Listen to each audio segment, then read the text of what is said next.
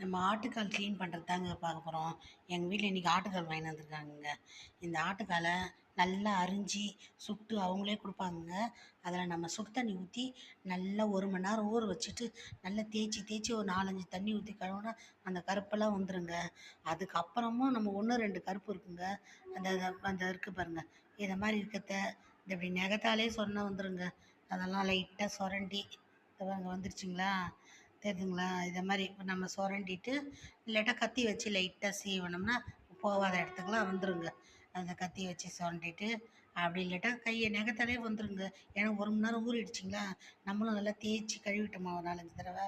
இப்போ கொஞ்சம் நஞ்சம் இருக்க கருப்புக்கு தாங்க நம்ம 1, 2 கருப்பு இருந்தால் அந்த சுட்ட வாசனை வருன்றதுக்காக சில பேர் அப்படியே செய்வாங்க. அதனால நாங்கள் அப்படியே இதெல்லாம் க்ளீன் இப்படி நகத்தால் அப்படிட்டா வந்துருங்க.